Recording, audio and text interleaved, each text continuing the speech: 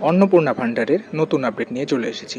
অন্নপূর্ণা ভাণ্ডারের টাকা কবে ঢুকবে, কাদের টাকা ঢুকবে না এবং কী করে জানবেন টাকা ঢুকেছে, এই ভিডিওতে তা আলোচনা করা হবে। দেখুন, নিউজ 18 বাংলাতে এ সম্পর্কে একটি খবর প্রকাশিত হয়েছে।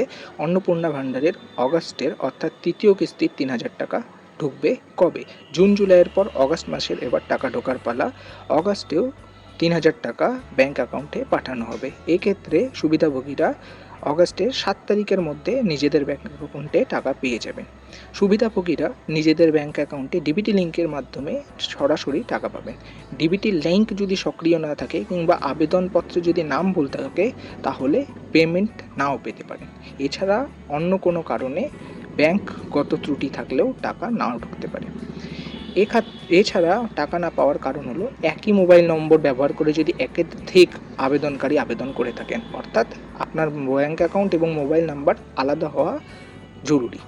সক্রিয় অ্যাকাউন্ট নম্বর নিয়ে আপনার ডাইরেক্ট ব্যাঙ্ক অ্যাকাউন্ট অর্থাৎ ডিবিটি লিঙ্ক যদি না চালু থাকে, সেক্ষেত্রেও টাকা নাও ঢুকতে পারে।